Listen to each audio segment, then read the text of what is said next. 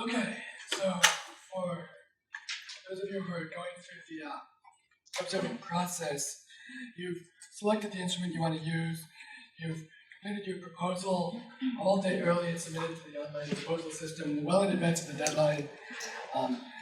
You've been allocated time by the time allocation committee. You're prepared for observing. You arrive at the telescope and you're confronted with an instrument like this. This is one instrument that I've helped to build. This is the dark energy camera on the Formula Blanco telescope at Cerro Tololo. We can actually get time with this instrument through a timeshare with the AAT. This is an instrument with 62 2K by 4K full frame, fully depleted, backside illuminated, 4-side buttable, dual readout P-channel LBNL CCDs with 250 micron by 15 micron by 15 micron pixels, possessing 130 kilo electron full well, 2.5 ADU gain, 5.9 CTE, totaling 520 megapixels with 50% QE, greater than 50% QE, from 375 nanometers to, have I made your eyes glaze over yet? These are all the characteristics that that most of you will have at least heard in some context before, maybe. Not sure how many of you know, who knows what all of these things mean.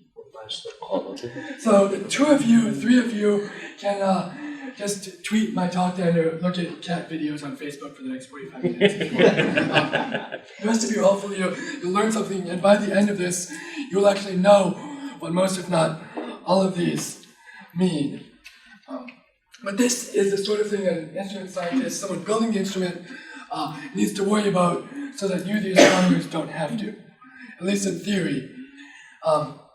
Those of you who are far more involved in the data analysis end of things, images are things that show up on your computer after an observing run. You might not even have to go to the telescope, although that honestly is my favorite part of the job. But if everybody before that, from the materials scientists constructing the silicon wafers to the engineers designing the instrument and building it, all throughout that whole chain, if they've done their job, you don't have to worry about most of this stuff. But in a lot of cases, something will go wrong. It's useful to be able to know exactly what it is, at least have an approach to resolving the issue, know who to talk to about what the issue is, even just identifying it. I'll talk about some of that, how we identified some of the problems with an instrument that I built, how difficult that was. But it's also just useful for you all to know what's under the hood, so you can get an appreciation at the very least for all the work that's gone in to an instrument before you've gotten a chance to use it. So I'll just go through a brief history of detectors in a slide. The first one, of course, was the unaided human eye. It's got an area of about 40 square millimeters. The integration time, the refresh rate of your eye is about 0.04 seconds. And the peak of this technology was the Rudolphine tables, named Rudolphine, of course, because the data were acquired by Tycho Brahe and they were published by Kepler in 1627. You'll notice neither of whom are named Rudolph. Science back then worked just like it does now. Rudolph was actually the Holy Roman Empire. He was the guy who funded Brahe and Kepler, so that he's the one who gets his name on the this astronomical data set. He was the the ARC of the day. After the unaided human eye, the first telescopes were early in the 17th century. They were quite a bit bigger, factor of 15 or so, but they had significant aberration, and yet Galileo could observe the Medicean stars. He called them Cosimo, Francesco, Carlo, and Lorenzo. We know them by slightly different names now. Io, Europa, Ganymede, and Callisto. And again, this was the same sort of thing. They were named the Medicean stars because the Medicis were Galileo's sugar daddies. They were the ones who funded a lot of his research. So actually, I lied. It's not one slide; it's 2 slides because we've got a bit more technology to get to before we get to the technology we use now, CCDs. After the human unaided and the aided human eye, there was photographic plates, which were a gelatin film containing light-sensitive silver salts usually that were chemically fixed once you made an exposure. Glass plates don't deform like photographic film does, so those were useful for retaining images, especially if you're concerned about astrometry and the position of the objects on your film. The area resolution and integration time were limited primarily by the telescopes they were sitting on. You could integrate as long as you could reasonably track, and that was the limiting factor.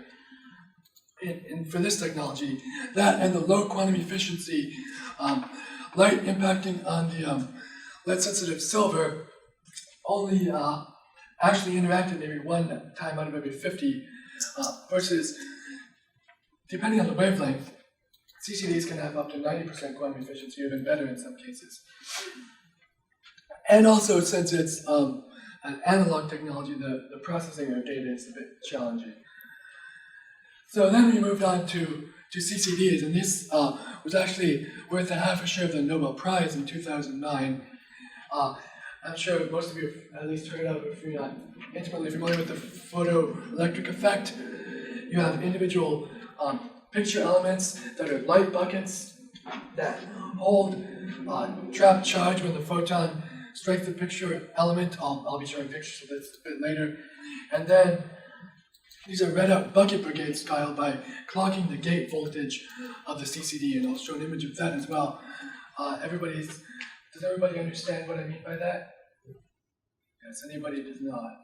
I won't have you act as a shift register then, where you're all step forward and file out the door and step forward and file out the door, because then I wouldn't have an audience. But that's how a CCD works. But of course, before you get a working CCD, you have to fabricate it. You can start with a silicon wafer. It has to be sliced and polished and thinned and doped and etched. Go through CVD, chemical vapor deposition, photolithography, dicing, packaging, and testing. Any one of these is actually a talk in and of itself. There are material scientists and engineers who could talk your ears off about each of these steps. So that's a lot of work. This is actually some of the dark energy camera 2K by 4K and 2K by 2K CCDs. That's simply the number of pixels, 2,000 or 2,000 by 4,000. And here's a single CCD picture element. You have the transparent window where the light comes in, photosensitive volume, and then the gate electrodes where the readout happens. And the amount of depletion basically tells you how much photosensitive volume you have. The greater the path length of the light going through, the more sensitive you are to lower energy photons that have a longer chance to interact. The high energy photons only need a very small volume before they will actually hit and the photon will turn into an electron effectively. But the infrared photons need much bigger pixels, and that's why when I mentioned the pixel dimensions, 15 micron by 15 micron by 150 micron, it's effectively a skyscraper. It's very tall and narrow, but you need that full volume for an infrared photon going through to actually trigger the photoelectric effect. And you can see that here in the quantum efficiency. This is a relatively new, just in the last decade or so, technology. Here's pretty common. You can see above about 700 nanometers. Before you even really get to the red wavelengths, you're dropping off precipitously in the quantum efficiency. But this fully depleted CCDs, we have a much bigger effective interaction length. You can get 70-80%, even up to a micron, up to when you're starting to get into the infrared. So that's why this particular technology is important, and how to make a picture element fully depleted rather than just partially depleted is a very important advance, especially for red and infrared astronomy. And these just, for example, are the GMOS South Hamamatsu blue and red CCDs. Here's a close-up of a high frame rate CCD with 10 separate serial registers. That's simply 10 different readouts in parallel. So you can see how complicated the lithography, the etching, the metallurgy, all of that, the fabrication of the CCD is. And you can actually, perhaps, if you're familiar with it, construct even a wiring diagram out of this. So this does at the very least show you how complicated things can get with it when you look at the finer grain of the CCDs you're working with. There are actually a couple of non-imaging regions of any CCD you're working with.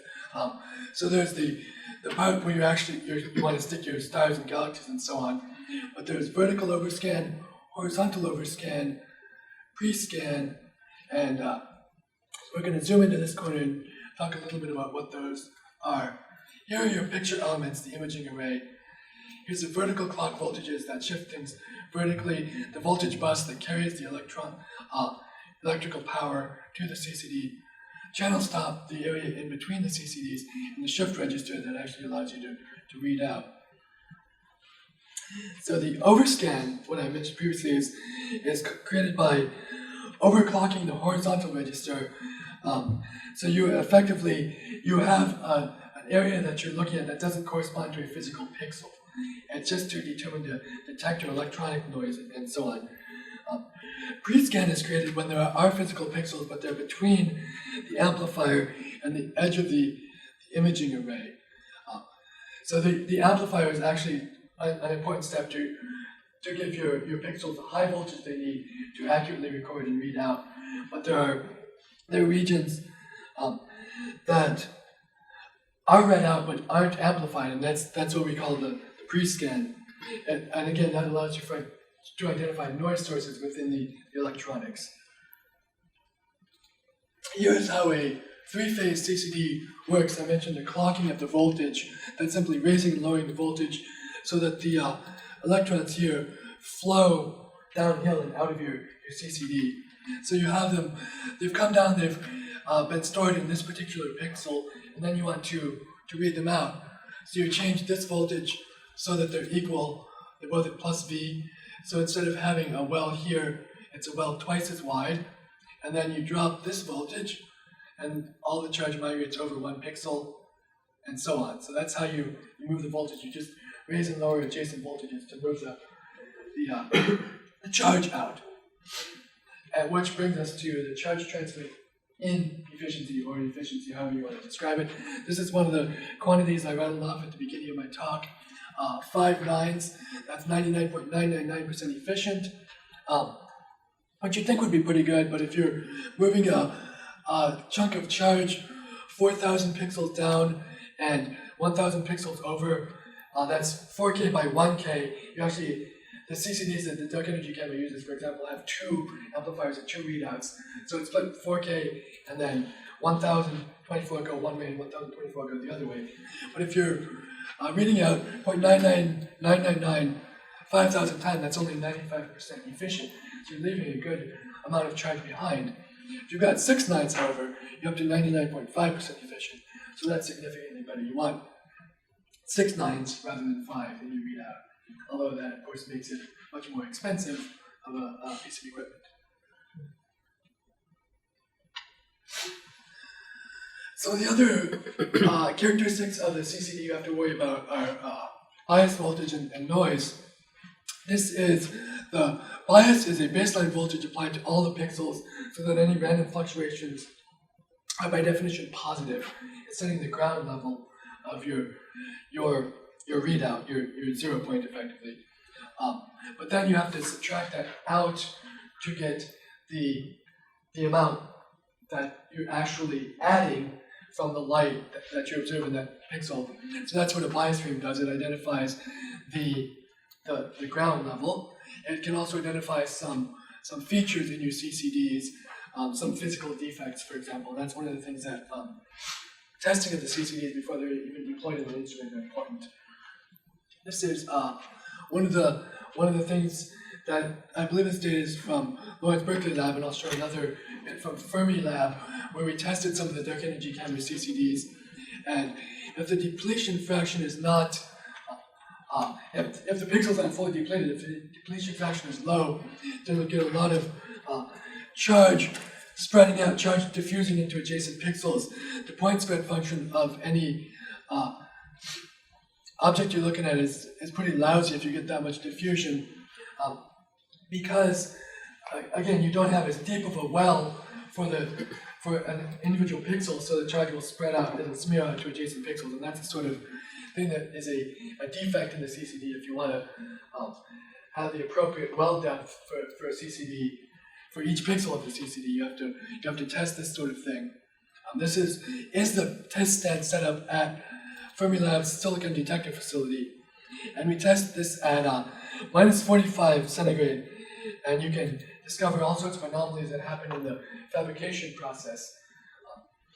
So not only in the engineering and the packaging are the issues, there's even before that when you're creating the wafer, dicing it, doing the lithography and so on, you have to worry about all the effects that accumulate. So for example, you have to bond various different layers onto the CCD. You can get tape bumps, that's just physical areas where bits of the CCD are at different levels of connectivity to the substrate and so on. You can get glowing edges where electrons converting to photons in the amplifier, from the amplifier being near the pixels. You can have hot spots. I mentioned the voltage that is applied to allow the CCD to even operate. That can leak from the substrate into the pixel itself and effectively create a charge in your pixel which looks like photon. Well, it looks like the electrons that are the same as the photons, but of course an electron is an electron. You don't know really where it comes from. So this can mask your signal or look like your signal. You can have holes in the bucket, so the bucket brigade doesn't work when reading out CCDs. You can have the connection in the bucket brigade. You can have somebody missing, so you're trying to pass the buckets of light out the shift register, and if there's just a gap in the electrical connection, you can't read out anymore. That's a bad column. That's usually, if you're reading out vertically first and then horizontally, you might have one whole column that's bad because of this, and there are a whole bunch of others. But these are all sorts of errors that you have to, the engineers in particular have to worry about, and you might at least need to be aware of when you're doing your observing and you're looking at your data. Most of you have probably seen, if you've looked at a CCD image, you've at least seen a bad column. If you're looking at the raw data, if it's processed, that's probably been masked out. You might wonder why this whole column is zeros. That's probably why. I don't actually want you to read all of these, but this is, again, another eye-glazing display just showing all of the different issues you have to worry about, going from individual pixels to a full package CCD. And that matters whether you're taking images or spectra. That will affect your choices. Do you want a full frame CCD where you then need a mechanical shutter to block the light, or do you want a frame transfer CCD where you have half of the silicon devoted to collecting light, and then you shift it out and read out while your detecting can keep going? You don't need you don't need a shutter. You get faster readout, but then you sacrifice half of your effective detector area. You have front or backside illumination. I won't really get into the details of that. I already talked at length about the photoactive region. How red sensitive are you? How depleted do you want your CCD to be? Does your telescope track, or do you do drift scan like the Sloan Digital Sky Survey? If you use the latter, you have to make sure your pixels that you're drifting across are aligned exactly with your drift direction. You don't want to be going diagonally through your CCDs. So getting a physical alignment is important in that sense. Thermal noise is important, especially for the infrared. You can create signal in your pixels just from the random motion of electrons. They can build up in your pixels.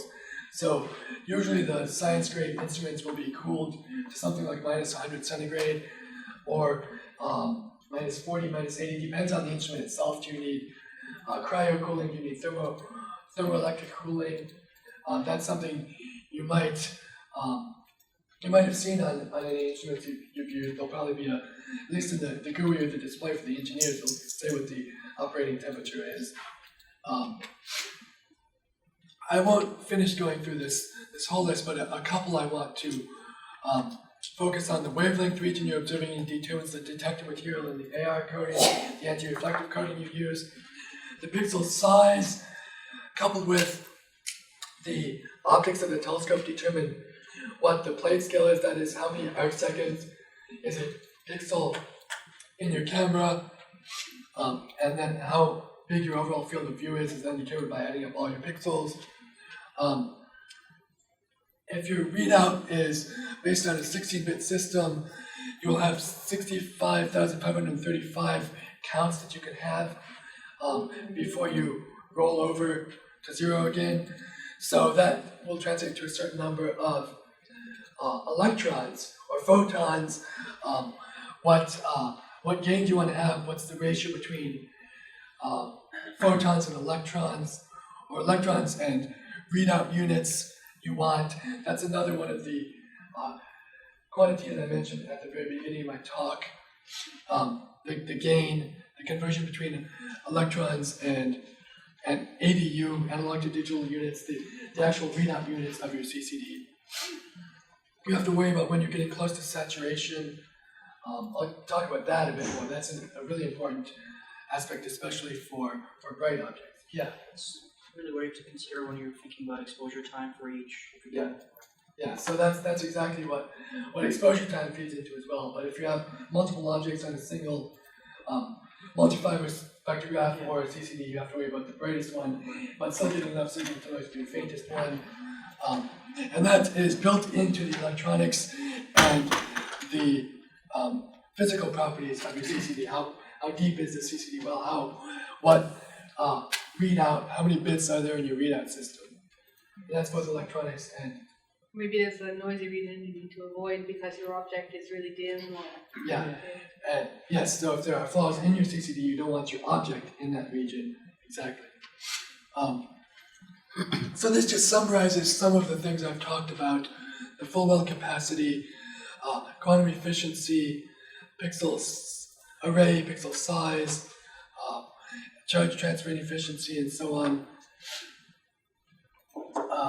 So there are dozens and dozens of these parameters that again, the engineers are definitely worrying about. You only have to worry about if something goes wrong, but again, it's good to know about. Just to understand what's going on with the instrument you're using. So with all these issues to deal with, fabricating devices are very, very tricky. This is the dark energy survey yield of the CCDs that we started off trying to make. We had to end up with, I mentioned 62 that are actually installed in the instrument. We have 10 spares, so we needed 72 here. We started off with 270 of them. About 80% of those were mechanical CCDs. They actually had the right physical sizes and properties and so on. Then we can do mechanical tests with them. Do they fit in the CCD, in the whole package, things like that. And then there are engineering CCDs, which have various physical defects that will affect the readout, but you can actually stick in the cryo system and test that they will actually do readout, even if it won't be accurate in terms of the science you want to do. That's about 60% yield for engineering grade CCDs. And science grade is significantly lower than that, about 25% of all the silicon wafers that start this process will be science grade. And that's after decades of making CCDs and people whose lives are devoted to this job at Fermilab and Lawrence Berkeley Lab and things like that. So it's really, really hard to do. And this is the finished product, sort of. This is the actual 2K by 4K CCD itself, but you still have to install it, package it, and so on. This is in the clean room at Fermilab. Here's a focal plate, support plate. You can see the mounting for spots for these two CCDs, and the electronic connection goes through this big hole in the middle. And then you need to install it on your instrument. I think this is a little bit darker than I was hoping, but this is the Curtis-Schmidt telescope at Cerro Observatory. This is the pre-cam instrument. This was one of the test beds for the dark energy camera that I helped to build. You can see the camera itself is here. You can use the readout electronics, which is the next issue that I'll be focusing on a little bit. You're probably used to seeing data after it's maybe even after it's been processed by 2D FDR, you might be using IRAF or IDL, PIRAF probably. Those are still several steps down the road. You still have to go from the shift register to the data processing is the data acquisition system. This is what's called a monsoon crate. That's just the name of the electronics with the clock and bias boards. I mentioned the clocking and the biasing voltages, the master control boards for the readout. You might turn the electron signal back into photons via a fiber optic cable that goes to the data PC. That's what we did for a pre-cam, for the dark energy camera. Then you add the telemetry, the telescope and observation control information, and then you have a HDF5 or a FITS file with the data and header information, and then you can test your on-sky performance, process your data, extract your spectrum, whatever you're going to do with it, and then you get to do your science. But these are all the issues that I'm going to focus a little bit on now.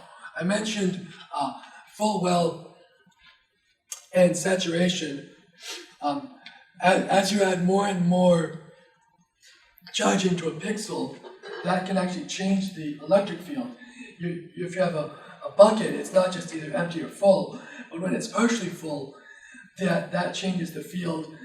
The empty pixels next to it have a stronger field relative to that pixel, so you actually start getting nonlinear effects in the ability of your CCD to undergo the photoelectric effect and store charge.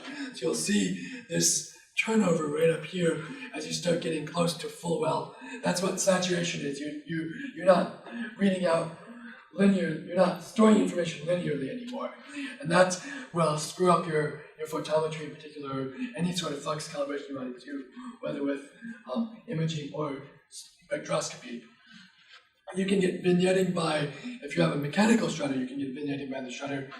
If your exposure time is too short, let's say it's 2 seconds, and your shutter takes 0.2 of a second to move across your CCD, that's 10% of your image, so you're going to get some, in this case it's about 10% variation in the amount of light across your CCD as the shutter moves, so you have to worry about that, take that into account.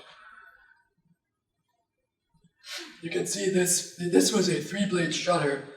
The blades, 2 of them go like this, and 1 of them comes this way. You can see that effect here. The blades are closing here. If the image is too short, you can actually see the blades moving. And then they're all scaled relative to this. So this one is every pixel is set to 1. That was, I think, 20 seconds or something like that. And when you get too long of an exposure, then this is ostensibly a flat field illumination system, but you can see that's not flat either. You're getting saturation here, where this part down here is still not being uniformly illuminated, so it's got lower intensity recorded in its pixels. So you have to worry about not just saturation in general, but saturation even from your calibration images, if your calibration system isn't perfect, which of course it won't be. Another issue, particularly in infrared, is image persistence. I'm just going to read what the HST website says. This is for the wide field camera 3. This fuzzy blob is not actually in this position on this image. It was in the previous image, and the charge simply stayed trapped in the CCD, in the active region of the diode that makes up the detector. Voltage levels within the diode change, allowing free electrons and holes to reach the traps. When the diode is discharged, the holes escape slowly over time. So it's not read out in a single image. It's read out over the course of minutes or hours in however many images you take during that time. And you can see this was a series of images that were dithered, so you can see the same object. I think it might be this one in this image, but the previous image was slightly offset from that one, and the object is showing up from the previous images as well. If you're interested, check out this link on how persistence works. And this is not even at half the saturation value. You can have this effect. So saturation is its own beast. Even if you're not anywhere near saturation, you can look at persistence in certain types of detectors. And this is simply how, especially for infrared, how the physical characteristics of the detector, how it's fabricated, make it more susceptible to this effect. How do you get rid of it? How did they get rid of it? How do you get rid of resistance? That is a good question. Their initial issue was, I'm trying to remember. At first they just said, don't avoid this. Don't take images in rapid succession. So wait a bit. I think there were other ways, even doing multiple readouts in between images. Has anyone dealt with HST data? Do you know how this is fixed? No HST clear, but sometimes it's just a question of time or reset of the detector, things like that. So sometimes it just hangs around. You're taking lots of dummy images or. Mm-hmm. So take a look at this website. Honestly, I remember when I read through it, there was how HST solved this problem. I don't remember off the top of my head what it was. I was more focused on identifying the problem than how they solved it. But they do have a solution for HST, so go ahead and check out that website. Another issue I mentioned in terms of saturation and nonlinearity, but it can affect the content of your pixel as well, is the brighter fatter effect. And this is something that we've seen in the dark energy survey, CCDs. When you have charge stored in a pixel, it of course is a source of an electric field because it's electrons. The trajectories are perturbed by this additional electric field. So the pixel boundaries shrink compared to adjacent pixels. That means the pixel boundaries are marginally dynamical. You don't get the same amount of charge stored in a pixel if you've already got some charge in it. So if you've got a bright object, it actually bleeds into the adjacent pixels. It looks similar to the charge diffusion effect, but it's only for bright objects, so it won't be discovered by your initial testing necessarily. It's something that we actually only discovered once we were on sky. But there is fortunately a software fix for this, which is important because this effect, this 0.005 variation in pixel size, the smearing effect, is bigger than the requirements on accuracy for the dark energy survey's weak lensing science. We expect a signal smaller than this amount. So of course, if we're washed out by your systematic effects, we can't do any cosmology with weak lensing at all. That's a big problem since that's one of the 4 key science projects of the dark energy survey. So we had to figure out a way to resolve this. And that method is, I can point you at the paper in particular if you're interested, but you measure the flat field covariances and model the charge shift coefficients. You can look up this paper. And then you apply that backwards model to flats and star flats. So this procedure corrects about 95% of the residuals. The shape measurement, which is the weak lensing issue, removes 99% of the bias, allowing us to do weak lensing science. Okay, thanks. Let's see. So there are a few more issues that I'll just move on through the analysis procedure that we did with dark energy survey, and I'll spend a few moments on TAIPAN. Dark current is, as I mentioned, the thermal noise can be an issue. Dark current is the way to resolve that. I already talked about cooling. I won't go into that in more detail. Flat fielding is pixel to pixel variation. Flat fielding corrects pixel to pixel variation in the quantum efficiency. That means if you have something that would produce 1,000 counts in pixel A, but it will only produce 500 counts in pixel B, just because of how the pixels are constructed, they're not uniform. Flat field will then multiply one by 2 or multiply the other one by a half to make them even. So you take a picture of a uniformly illuminated field that tells you your variation in scale. You need to take arcs if you're doing spectroscopy and you want to know the wavelength calibration. You put in say, helium neon lamp, and you know where exactly this line is and where it shows up on your CCD. If it's pixel 1027, you know that corresponds to 666.427 angstroms per second, or nanometers. Fringing is scattered light within the CCD. You can, again, this is similar to a flat field in that you subtract out this variation to take out the systematic effects of all your electronics, the physical characteristics of your CCD. Cosmic rays, you can get actual particles from space that aren't photons hitting your CCD and still causing a similar effect to what light does. This is not a star, this is not a galaxy. This, I think, is, what was it? It's a high energy neutron, I think, colliding with the silicon, and then it breaks up into various smaller particles. Is it alpha particle? So the blob in the center, let me see, is nearly stationary fluorine. The 4 tracks are 3 protons and an alpha. Yeah, so that took a particle physicist to actually figure out. It looks similar to tracks in a bubble chamber. What's the source of this noise? That's actually electronics from our readout, our physical connector. The pins got damaged because the cable got bent. So if the connection wasn't stable, you would get this common mode noise induced in the readout. This is a bit dark, but you can see it's brighter in this sort of red shape. You may remember that's the pattern of the shutter. The shutter blade broke. It wasn't closing properly on this particular. This is the pre-cam instrument to get. So you've got all these sorts of counts in a pixel: read noise, dark noise, sky noise, hopefully some signal, and then this feeds all the electronics, everything that has come before that feeds into your data, whether that's at the observing proposal stage or the data analysis stage. But this is the thing, still engineers have to worry about the total throughput of the system as a function of wavelength.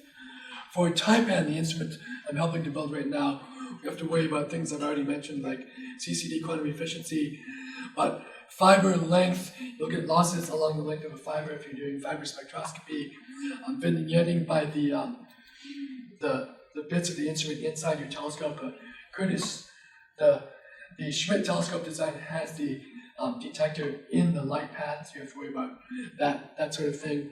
And then with all of that throughput measurements based on the CCD, the optomechanics and all that, you then can determine what the signal you expect to get. And this is what we measured: a magnitude 18 galaxy with signal noise of 10 would take us 2.5 hours.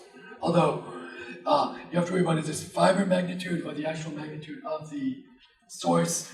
That depends on, is your fiber big enough to capture all the light from the source? That's an observing detail that I'm not going to focus on extensively, but there are many, many more considerations when you're dealing with the data analysis stage as well. I mentioned read noise and dark current already. I won't get into that. This is actually the spreadsheet for how we calculate the signal to noise expected from TAIPAN. And at the end, here's what we want to get: signal to noise of, in this case, 10, based on all of these different calculations that go into that.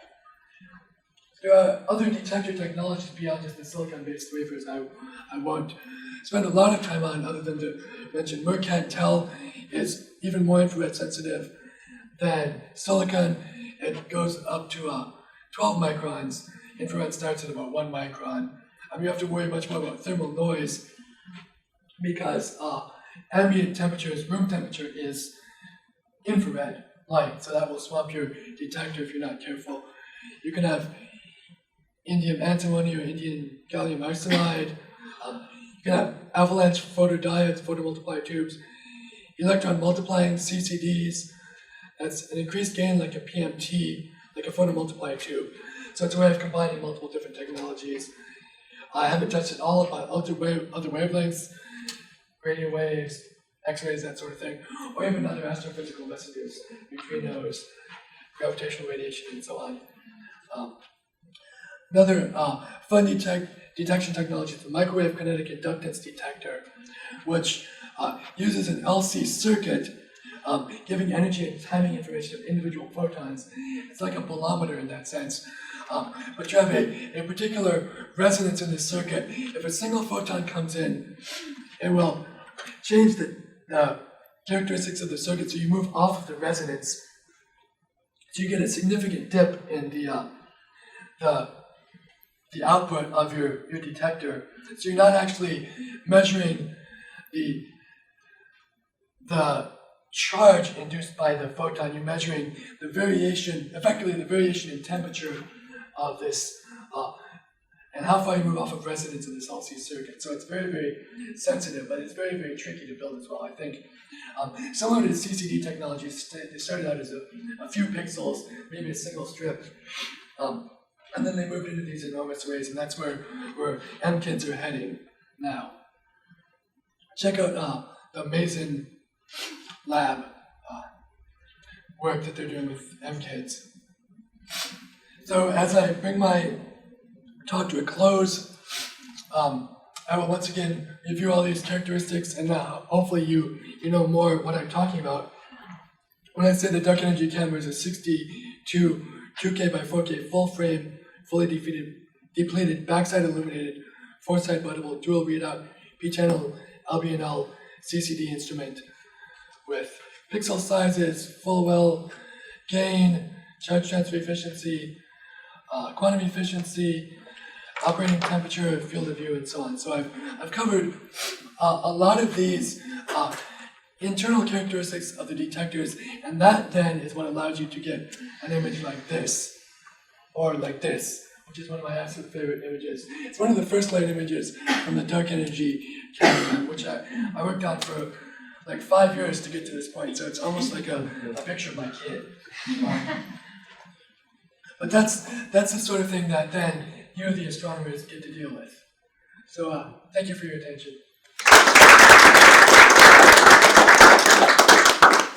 Questions for Kyle? Is your talk, can we download it somewhere? Yes. It's online. It's online. They're all in the program as soon as I get them. So if you have any questions, email me. I'm on Twitter. Here's some other resources. You can get these from the talk. Wikipedia is actually really good, honestly. No one bothers to troll the technical articles about MKIDs or CCDs. So they're actually written by experts in the field. At the very least, the references within Wikipedia to the primary literature are worth checking out. That's a question. Yeah, actually, I had a MKIDS question. Is the energy resolution comparable to CCD technologies? Like, can you get the wavelength of any that you want? You can get the energy and timing information of individual photons. I think the energy resolution is better than your average CCD. The CCD only determines whether a photon is hit or not, and you can know by like how depleted it is, what energy range you're sensitive to, but you don't know where within that range it is. You know because of the filters you stick in front of the CCD, whether it's red or blue or whatever. Yeah. But intrinsic to the CCD, it doesn't care what energy the photon is. If it's sensitive at all, it's just, hey, a photon hit me. So this is much, much more sensitive, yes. The MKIDS devices, I think the effective spectral resolution is a few tenths. There's a bit of a trade-off. You can tune for high spectral resolution, but you lose somewhere else, I think, in terms of dead time. So there's a certain maximum photon arrival rate that it can discriminate. So you could say use it in shell spectrographers without an order sort. Any other questions? A lot of information. One more. Yeah. Can you just go back to your that previous slide you showed? Yeah, like your circuit on the left is very nice and conceptually you can see, but physically to realise something like that, how do they do that? Because the microwaves, I mean, you're not getting an inductor, you'd be having a piece of, I mean, you wouldn't have a coil at those frequencies. Wait, I mean, this is just the electronic symbol for an inductor. Yeah, I realise that. I was just wondering physically, how is that realised? I don't actually know. Check out It's the. spectrographic, it's all integrated circuits.